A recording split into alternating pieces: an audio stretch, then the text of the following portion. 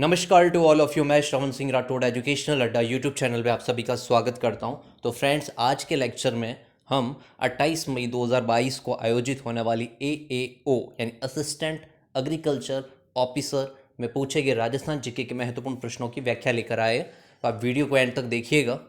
आज का पहला प्रश्न है, छप्पन की पहाड़ी राजस्थान के कौन से भाग में अवस्थित है? आपके ऑप्शन है डूंगरपुर बांसवाड़ा, उदयपुर, बाड़मेर या कोटा झालावाड़। तो फ्रेंड्स, इसका करेक्ट आंसर रहेगा थर्ड ऑप्शन यानी बाड़मेर। छप्पन की पहाड़ी पूछा जाए तो वो बाड़मेर में स्थित है, जो सिवाना के आसपास गोलाकार पहाड़ियों के रूप में ये देखी जा सकती हैं। अगर छप्पन का मैदान पूछा जाए तो ये डूंगरपुर और बांसवाड़ा प्रतापगढ़ इसके आसपास माही नदी बेसिन है, ये छप्पन का मैदान कहलाता है। और अगर छप्पन या अकाल पूछा जाए तो ये कब पड़ा था? 1899 ईस्वी में, क्योंकि 1899 में विक्रम संवत था 1956, इस वजह से इसे छप्पन या अकाल कहा जाता है। तो इसका करेक्ट आंसर रहेगा बाड़मेर। Next question. अब इसमें आपको नदी और नदी का जो उद्गम स्थल दे रखा है, पता करना है कि कौन सा असुमेलित है। तो दिवेर की पहाड़ियाँ है, उससे कोटारी नदी का उद्गम होता है, बिल्कुल करेक्ट है। खमनोर की पहाड़ियाँ है, उससे लूनी नदी का उद्गम नहीं होता, उससे उद्गम होता है बनास नदी का। लूनी नदी का उद्गम तो अजमेर में नाग पहाड़ियों से होता है। तो आप यहीं से पता चल गया कि इसका करेक्ट आंसर ऑप्शन 2 रहने वाला है। ठीक है। और बिजराल की पहाड़ियों से खारी नदी का उद्गम होता है, और खारी नदी पर अजमेर में नारायण सागर बांध बना हुआ है। और बीछा मेड़ा की पहाड़ियों से सोम नदी का उद्गम होता है, और सोम माई जाखम आपको पता ही है डूंगरपुर में बैणेश्वर धाम स्थित है। तो इसका करेक्ट आंसर है ऑप्शन सेकेंड। Next question. इसमें आपको खनिज और खनिज के जो उत्खनन क्षेत्र हैं उनको मैच करना है। तो अगर आप देखिए, खनिजों के जो नाम दे रखे हैं, सबसे पहले आप पकड़ेंगे टंगस्टन को। वो इसलिए क्योंकि टंगस्टन के जो खनन क्षेत्र है वो सीमित है, तो उसे आप डायरेक्टली क्वेश्चन को फाइंड आउट कर सकते हैं। तो टंगस्टन, और टंगस्टन आपको पता है कि राजस्थान का एक अधिकार है टंगस्टन के क्षेत्र में। और मेनली जो राजस्थान में टंगस्टन का खनन क्षेत्र है वो है डेगाना नागौर। रेवत की पहाड़ी डेगाना नागौर से होता है। तो आप इसमें पकड़ेंगे डेगाना कहीं दिखाई दे रहा है? यस, यानी कि जो डी का क्या होना चाहिए? फर्स्ट। टंगस्टन का है डेगाना नागौर। आप ऑप्शन में देखिए डी का फर्स्ट कहीं नजर आ रहा है? तो बिल्कुल ये जो चौथा ऑप्शन है इसमें डी का फर्स्ट मैच हो रहा है। चौथा नंबर जो ऑप्शन है इसमें डी का फर्स्ट मैच हो रहा है, बाकी ऑप्शन ऑटोमेटिक मैच है। यानी ए का क्या हो जाएगा? फोर्थ। यानी लोह यस कहाँ से मिलता है? डाबला सिंगाना झुंझुनू क्षेत्र से। तांबा कहाँ से मिलता है आपको? खोद दरीबा क्षेत्र से। और सीसा व जस्ता ये आपको मिलता है छौत का बरवाड़ा सवाई माधोपुर से। ध्यान रखिए, छौत का बरवाड़ा सवाई माधोपुर में छौत माता का मंदिर स्थित है। एक क्वेश्चन मैं आपको बताना चाहूँगा जो हाईकोर्ट LDC 2022 में पूछा जा चुका है, वो ये है कि जो जावर की खान है जो कि उदयपुर में स्थित है और जिसकी खोज है मेवाड़ महाराणा लाका के समय हुई थी, वो किसके खनन के लिए प्रसिद्ध है? और ये क्वेश्चन काफ़ी कंफ्यूजिंग है, क्योंकि आप मोस्ट ऑफ पढ़ेंगे अगर मेवाड़ के इतिहास के संदर्भ में, तो ये हमें फैक्ट मिलता है कि मेवाड़ महाराणा लाका के समय जावर में चांदी की खान की खोज हुई। और ये जो मैंने अभी क्वेश्चन बोला जो कि हाईकोर्ट LDC 2022 में पूछा गया, इसमें चांदी और सीसा जस्ता दोनों ही ऑप्शन में थे, और इसमें करेक्ट आंसर माना गया है सीसा और जस्ता। तो आप ध्यान रखिएगा, अगर मिले कि जावर की खान किसके लिए प्रसिद्ध है तो सीसा और जस्ता करेक्ट करिएगा। Next question. केसरबाग वन्यजीव अभ्यारण्य राजस्थान की कौन से जिले में अवस्थित है? ये क्वेश्चन भी काफ़ी टाइम रिपीट हो चुका है। डायरेक्ट आपको याद रखना है कि धौलपुर में 3 वन्यजीव अभ्यारण्य स्थित हैं। एक है केसरबाग, दूसरा है वन विहार और तीसरा है रामसागर। ये 3 वन्यजीव अभ्यारण्य कहाँ स्थित है? धौलपुर में। और ये क्वेश्चन मैनी टाइम्स रिपीट हो चुका है, तो इसका करेक्ट आंसर रहेगा ऑप्शन 3 यानी धौलपुर। Next question. अब ये जो स्थल के नाम दे रखे हैं और वो स्थल कहाँ स्थित है, उन दोनों का जो गलत मैच कौन सा है, गलत युग्म कौन सा, वो पहचानना है। तो ऑप्शन सेकंड में आप देखेंगे जैसलमेर में जीवाश्म पार्क स्थित है, बिल्कुल। आकलवुड फॉसिल पार्क स्थित है ना जैसलमेर के आकल गांव में, जहाँ से जुरासिक काल के जो कास्ट के जीवाश्म मिले हैं 180 मिलियन वर्ष पूर्व या 18 करोड़ वर्ष पूर्व के। तो ऑप्शन सेकंड करेक्ट, कोई दिक्कत नहीं है। ऑप्शन थर्ड में देखेंगे हनुमानगढ़ में बड़ोपल स्थित है। ध्यान रखिएगा, आपको पता होगा बड़ोपल में पक्षी अभयारण्य प्रस्तावित था, हालांकि अभी तक ये इम्प्लीमेंट नहीं हो पाया है, तो ये भी करेक्ट है। अब आप फर्स्ट ऑप्शन को देखेंगे, उदयपुर में है गोमतेश्वर, तो ये ऑप्शन बिल्कुल करेक्ट नहीं है, इनकरेक्ट है। क्योंकि देखिएगा आप गोमतेश्वर जो गोमती सागर पशु मेला है उस दृष्टि से देखेंगे तो झालरापाटन झालावाड़ में स्थित है। अगर इसे आप गोतमेश्वर पढ़ते हैं तो एक तो गोतमेश्वर के स्थान है अरनोद प्रतापगढ़ में, और दूसरा है आपके सिरोही में पौसालिया गांव के पास, जहां गोतमेश्वर मेला बढ़ता है। और मीणा गोडवाड़ की जो मीणा है उन्हें भूरिया बाबा के नाम से जानते हैं। तो अगर आप इसे गोमतेश्वर कहो या गोतमेश्वर कहो, दोनों ही दृष्टि से उदयपुर में अवस्थित नहीं है। तो इसका करेक्ट आंसर रहेगा ऑप्शन 1। फिर आप ऑप्शन 4 को देखेंगे तो अलवर में हरसोरा दे रखा है। हरसोरा एक मध्य पाषाणकालीन स्थल है, और मध्य पाषाण काल को हम लघु पाषाण काल के नाम से भी जानते हैं। और तो हरसोरा मध्य पाषाणकालीन या लघु पाषाणकालीन स्थल है जो कि अलवर जिले में स्थित है। तो इसका करेक्ट आंसर रहेगा आपके ऑप्शन 1। Next question. अब बागोर जो सभ्यता है उसके संदर्भ में आपको 2 कथन दे रखे हैं, उसमें आइडेंटिफाई करना है कि दोनों सही है, गलत है, एक सही है या एक गलत है। तो बागोर लघु पाषाणकालीन उपकरण मिले हैं, बिल्कुल सही बात है। लघु पाषाण काल को ही मध्य पाषाण काल कहते हैं, और बागोर सभ्यता मध्य पाषाण काल का सबसे बड़ा स्थल है। ठीक है, तो ऑप्शन ए तो बिल्कुल करेक्ट है। और बागोर सभ्यता भीलवाड़ा जिले में कोठारी नदी के किनारे विकसित हुई है। और अभी अभी पढ़ा है कि कोठारी नदी का उद्गम दिवेर की पहाड़ियां राजसमंद से होता है। तो ऑप्शन ए करेक्ट है। ऑप्शन बी है वी.एन. मिश्र बागोर के उत्खननकर्ताओं में से एक थे, बिल्कुल ये भी करेक्ट है। तो दोनों ही कथन आपके स्टेटमेंट राइट रहेंगे। तो आपका जो ऑप्शन 1 है ये आपके करेक्ट आंसर रहेगा, यानी कि दोनों ही कथन सत्य है। ठीक है, और पशुपालन के प्राचीनतम साक्ष्य है वह भी आपके कहाँ से मिले हैं, बागोर से मिले हैं। इसे आदिम संस्कृति का संग्रहालय भी कहा जाता है। और आई थिंक मुझे एग्जैक्टली याद नहीं है, 10.5 सेंटीमीटर जो छेद वाली सुई, 10.5, हाँ ऐसे कुछ फिगर है, मतलब ऐसी सुई वहाँ से प्राप्त हुई है। Next question. हाँ, एक और फैक्ट मैं बताना चाहूँगा कि मध्य पाषाण काल से संबंधित राजस्थान में 2 प्रमुख स्थल है, वो आप याद रखिएगा। एक है बागोर भीलवाड़ा में कोठारी नदी के किनारे, और दूसरा है तिलवाड़ा जो कि बाड़मेर में है, लूनी नदी के किनारे विकसित हुआ है। Next question. राजस्थान में किस गणतांत्रिक जनजाति के सर्वाधिक सिक्के प्राप्त हुए हैं? तो आपको पता है कि सर्वाधिक सिक्के जो एक ही स्थान से प्राप्त हुए वो स्थल है रेड, जो कि टोंक जिले में पड़ता है, जिसे प्राचीन भारत का टाटा नगर कहते हैं। और टोंक के आसपास कौन सी जनजाति निवास करती थी? तो वो है मालव। इसे मालव जनपद के नाम से भी जाना जाता था। तो इसका करेक्ट आंसर रहेगा ऑप्शन 2 यानी मालव। और ध्यान रखिएगा, टोंक से 2 आपको पुरातात्विक स्थल प्राप्त हुए, एक है रेड, एक है नगर। दोनों के आसपास ये मालव जनजाति का केंद्र था। Next question. काकिल काकिल नहीं, ये एग्जैक्टली नाम है कोकिल देव, किस वंश से संबंधित है? तो फ्रेंड्स सबको ही पता होगा जो कोकिल देव है ये कछवा राजवंश से संबंधित हैं। तो इसका करेक्ट आंसर रहेगा ऑप्शन 4। और कोकिल देव ही वो कछवा वंश के शासक थे जिन्होंने सर्वप्रथम आमेर को कछवा राजवंश की राजधानी बनाया था।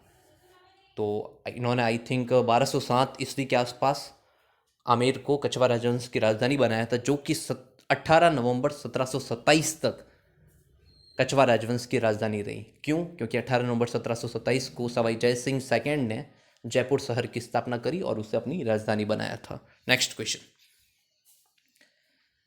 मेवाड़ के किस शासक ने चित्तौड़गढ़ किले की मरम्मत करवाई थी? तो आपके ऑप्शन ये गिवन है, और इसका करेक्ट आंसर रहेगा ऑप्शन 3 यानी महाराणा जगत सिंह प्रथम ने। आपको फ्रेंड्स याद होगा 5 फरवरी 1615 ईस्वी को प्रथम मेवाड़ मुगल संधि होती है जहांगीर और मेवाड़ महाराणा अमर सिंह के बीच।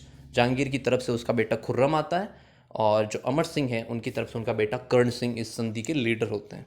ये संधि कंप्लीट होती है। संधि की जो महत्वपूर्ण शर्त थी वो ये थी कि मेवाड़ और मुगलों के बीच में वैवाहिक संबंध स्थापित नहीं होंगे, मेवाड़ महाराणा कभी भी मुगल दरबार में उपस्थित नहीं होंगे। इसके अतिरिक्त एक ये भी शर्त थी कि चित्तौड़गढ़ जो किला है, जो कि 1567-68 जो अकबर ने आक्रमण करा था, जिस समय मेवाड़ का तीसरा साका हुआ था, तब से ही मुगलों के अधीन था, वो मेवाड़ महाराणा को वापस सौंप दिया जाएगा, बशर्ते मेवाड़ महाराणा कभी भी इसकी मरम्मत या पुनर्निर्माण नहीं करवा पाएंगे।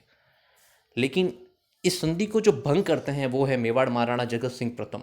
अब भंग क्यों करते हैं उसका भी एक रीज़न है। उसका रीज़न ये है कि जो शाहपुरा रियासत आप पढ़ते हैं कि राजस्थान के एकीकरण के समय 19 रियासतें थी, जिसमें शाहपुरा भी एक रियासत थी। तो उस समय शाहपुरा मेवाड़ का ही पार्ट हुआ करता था, लेकिन शाहजहां ने 1631 ईस्वी में शाहपुरा को पृथक रियासत का दर्जा दे दिया। साथ ही साथ शाहजहाँ ने जो देवलिया, जिसे वर्तमान में हम प्रतापगढ़ के नाम से जानते हैं, जो कि एक स्वतंत्र रियासत थी, उसे सर्वप्रथम स्वतंत्र रियासत का दर्जा भी शाहजहाँ ने दिया। इस हिसाब से मेवाड़ महाराणा जगत सिंह की अनबन हो गई थी शाहजहाँ के साथ। इस हिसाब से उन्होंने प्रथम मेवाड़ मुगल संधि की शर्तों का उल्लंघन किया और चित्तौड़गढ़ दुर्ग की मरम्मत का कार्य प्रारंभ करवाया। हालांकि इसे पूर्ण मेवाड़ महाराणा राज सिंह ने करवाया था। ठीक है, तो इसका करेक्ट आंसर रहेगा महाराणा जगत सिंह प्रथम। Next question. नवंबर 1944 में आयोजित जोधपुर नगर पालिका चुनाव में नगर पालिका बोर्ड के अध्यक्ष कौन बने? अगर आप जोधपुर की बात करो स्वतंत्रता से पूर्व और जयनारायण व्यास का नाम ना ले, तो जयनारायण व्यास और मारवाड़ प्रजामंडल का तो लिंक है, उन्हीं की वजह से मारवाड़ प्रजामंडल अस्तित्व में आया था। तो इसका करेक्ट आंसर रहेगा ऑप्शन 1 यानी जयनारायण व्यास। ध्यान रखिएगा, जयनारायण व्यास को मारवाड़ का गांधी भी कहा जाता है। मारवाड़ प्रजामंडल में उनका महत्वपूर्ण योगदान रहा। जब मारवाड़ प्रजामंडल आंदोलन चल रहा था तो उन्हें सिवाना के दुर्ग में नजरबंद करके रखा गया था। इन्होंने पीप नामक अंग्रेजी साप्ताहिक समाचार पत्र, अखंड भारत नामक हिंदी समाचार पत्र और आंगीवाण नामक राजस्थानी समाचार पत्र और तरुण राजस्थान के संपादन में भी महत्वपूर्ण योगदान दिया था। ठीक है, नेक्स्ट क्वेश्चन। स्वामी गोपाल दास जी ने 1907 ईस्वी में हितकारिणी सभा, यानी इसका पूरा नाम है सर्व हितकारिणी सभा, की स्थापना कहाँ की थी? तो इसका करेक्ट आंसर रहेगा ऑप्शन 1 यानी चूरू। चूरू में स्वामी गोपाल दास और कन्हैयालाल ढूंढ, इन दोनों ने मिलकर सर्व हितकारिणी सभा का गठन किया था 1907 ईस्वी में। Next question. निम्न में से किस समिति की अनुशंसा पर मत्स्य संघ का राजस्थान में विलय किया गया था? तो इसका करेक्ट आंसर रहेगा ऑप्शन 2 यानी शंकर राव देव समिति।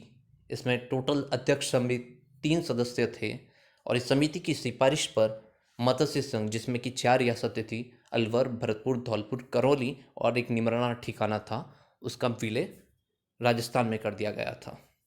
जो वरत राजस्थान का गठन हुआ था ना, उसमें इसका विलय कर दिया गया था। Next question. नेक्स्ट आप ऑप्शन 4 में देख रहे फजल अली समिति, जिससे कि राज्य पुनर्गठन आयोग भी कहते हैं, और इस फजल अली समिति की सिफारिश पर आबू, देलवाड़ा और जो अजमेर, मेरवाड़ा, टौड़गढ़ वाला इलाका है, ये राजस्थान में मिलाया गया था और 1 नवंबर 1956 को राजस्थान का एकीकरण पूर्ण हो गया था। Next question. निम्नलिखित में से कौन सा समुदाय अपने मंदिरों के लिए बड़ेर पद का प्रयोग करता है? आपके ऑप्शन है अहीर, बंजारा, सिरवी या देवासी। तो इसका करेक्ट आंसर रहेगा ऑप्शन 3 यानी सिरवी। ठीक है, सिरवी जो जाति है, इनकी कुल देवी का नाम है आई माता, जिन्होंने आई पंथ की स्थापना करी थी, जो कि रामदेव जी की शिष्य मानी जाती है। और ये जो आई माता के जो मंदिर हैं, इन्हें तो कहा जाता है दरगाह, और इस मंदिर में जो उपासना स्थल, जो पूजा स्थल होता है, उसे कहते हैं बड़ेर। और जो इनका मुख्य मंदिर है वो जोधपुर के बिलाड़ा में स्थित हैं। और सिरवी जाति के जो धर्म दीवान होते हैं वो एक राजपूत जाति से बिलोंग करते हैं। Next question. निम्नलिखित में से कौन 3 बार राजस्थान के मुख्यमंत्री रहे हैं? तो आप इसके ऑप्शन में सेकंड नंबर ऑप्शन डायरेक्टली काट सकते हो, वसुंधरा राजे, क्योंकि वसुंधरा राजे 2 बार राजस्थान की मुख्यमंत्री रही हैं। कब कब? 2003 से 2008 और 2013 से 2018 के बीच। सेकंड ऑप्शन कट चुका है। जय नारायण व्यास भी 2 बार रहे, एक बार है मनोनीत और एक बार है निर्वाचित, ये भी कट चुका है। अब शिव चरण माथुर भी 2 बार रहे हैं। हरिदेव जोशी 3 बार और शिव चरण माथुर 2 बार। तो 3 बार कौन कौन रहे? तो भैरव सिंह शेखावत 3 बार रहे हैं, मोहनलाल सुखड़िया लगातार रहे हैं, इसके अतिरिक्त हम कहे अशोक गहलोत भी रहे हैं। तो इसका करेक्ट आंसर रहेगा भैरव सिंह शेखावत। Next question. त्रिलोक हीरानंद साहिबराम एवं रामजी दास किस देसी रियासत के चित्रकार थे? आपके ऑप्शन है जयपुर, जोधपुर, बीकानेर और कोटा। फ्रेंड्स, इस क्वेश्चन को मैंने एक नाम से ही क्लिक कर दिया था। आई होप आपने भी ऐसा ही करा होगा। बाकी चित्रकारों के नाम मुझे नहीं पता, मुझे साहिब राम पता है। और साहिब राम के संबंध में मुझे एक तथ्य पता है कि साहिब राम ने जयपुर के शासक सवाई ईश्वरी सिंह का आदम कद चित्र बनाया था। ठीक है, तो पता है कि साहिब राम कहाँ से बिलोंग करते हैं? तो जयपुर से बिलोंग करते हैं। तो बाकी चित्रकार भी तो कहाँ से बिलोंग कर रहे होंगे? जयपुर से। तो इसका करेक्ट आंसर रहेगा जयपुर। Next question. निम्नलिखित में से कौन राग कल्पद्रुम का रचनाकार है? राग कल्पद्रुम एक संगीत ग्रंथ है और इसके रचनाकार है कृष्णानंद व्यास, जो कि मेवाड़ के निवासी थे। तो इसका करेक्ट आंसर रहेगा 4 कृष्णानंद व्यास। Next question. नाना साहब का जालरा और इब्राहिम का जालरा जलाशय किस किले में अवस्थित है? तो फ्रेंड्स इसका करेक्ट आंसर रहेगा ऑप्शन 1 यानी तारागढ़ दुर्ग अजमेर, जिसे कि गढ़ बिटली दुर्ग भी कहा जाता है, जिसे राजस्थान का जिब्राल्टर भी कहा जाता है। ठीक है, तो वहाँ नाना साहब का झालरा, इब्राहिम का झालरा स्थित है। इसके अतिरिक्त वहाँ घोड़े की मजार भी स्थित है, ये भी आप याद रखिएगा। नेक्स्ट क्वेश्चन, दादू पंथ की नागा शाखा किसके द्वारा स्थापित की गई थी? अब ये क्वेश्चन भी कई बार रिपीट हो चुका है कि दादू पंथ की टोटल कितनी शाखाएं हैं, तो टोटल 5 शाखाएं मानी गई हैं, जैसा कि RSM SSB बोर्ड ने माना है अपने आंसर की में, तो वो है 5 शाखाएं। इसमें से जो नागा शाखा है, इसके जो संस्थापक है वो है सुंदरदास जी, जो कि गैटोलाओ दौसा के निवासी थे और संत दादू के शिष्य थे। और जो ऑप्शन में आपको गरीबदास जी दिखाई दे रहा है, ये है संत दादू के पुत्र थे और इन्होंने खालसा शाखा की स्थापना करी थी। तो इसका करेक्ट आंसर रहेगा ऑप्शन 4 यानी सुंदरदास, जिन्होंने नागा शाखा की स्थापना करी थी। नेक्स्ट क्वेश्चन, निम्नलिखित में से किस लोक देवता का मुख्य मंदिर कोलू में है? जो कोलू स्थल है वो पड़ता है आपके फलोदी तहसील जोधपुर में, और कोलू में जो बाबूजी की ये जन्मस्थली है, मुख्य तीर्थ स्थली है, इनका मुख्य मंदिर कोलू फलोदी तहसील जोधपुर में स्थित है, और यहाँ क्षेत्र अमावस्या के दिन मेला भरता है। तो इसका करेक्ट आंसर रहेगा ऑप्शन 3 बाबूजी। और बाबूजी के पिताजी का नाम क्या था? धांधल जी राठौड़, और भाई का नाम था बूढ़ो जी राठौड़। नेक्स्ट क्वेश्चन, हाँ उससे पहले और बता दूं कि गोगा जी का मुख्य तीर्थ स्थल कहाँ है, तो वो है गोगामेड़ी, नौहर तहसील हनुमानगढ़ और धद्रेवा चूरू में। तेजा जी का मुख्य तीर्थ स्थल कहाँ है, तो वो है परबत्सर नागौर और खरनाल नागौर में। हालांकि बासी दुगारी भी है, वो उनकी कर्मस्थली रहा है। और मल्लीनाथ जी, इनका मुख्य तीर्थ स्थल है तिलवाड़ा बाड़मेर में लूनी नदी के किनारे, जहाँ प्रतिवर्ष चैत्र कृष्ण एकादशी से चैत्र शुक्ल एकादशी तक पशु मेला भरता है, जो कि राजस्थान का सबसे प्राचीन पशु मेला है। नेक्स्ट क्वेश्चन, राजस्थानी भाषा साहित्य एवं संस्कृति अकादमी बीकानेर। एक फैक्ट तो आप यहीं से पकड़ लो कि राजस्थानी भाषा साहित्य एवं संस्कृति अकादमी कहाँ स्थित है, क्योंकि आने वाले एग्जाम्स में आपको पूछ सकते हैं कि अकादमी के नाम गिवन होंगे, आगे उनके प्लेस मैच करना होगा। तो आपको पता चलना चाहिए कि राजस्थानी भाषा साहित्य एवं संस्कृति अकादमी बीकानेर में स्थित है और उसके द्वारा किस पत्रिका का प्रकाशन किया जाता है। तो उसका करेक्ट आंसर रहेगा ऑप्शन 1 यानी जागती ज्योत। इसके अतिरिक्त जो आप मधुमती देख रहे हैं ऑप्शन सेकंड में, ये निकाली जाती है उदयपुर में स्थित एक संस्थान जिसका नाम है राजस्थानी साहित्य अकादमी, उसके द्वारा निकाली जाती है। तो आज के ये कुछ महत्वपूर्ण प्रश्न थे जो कि असिस्टेंट एग्रीकल्चर ऑफिसर 2022 में पूछे गए हैं। धन्यवाद, मिलते हैं नेक्स्ट सेशन में। Thank you.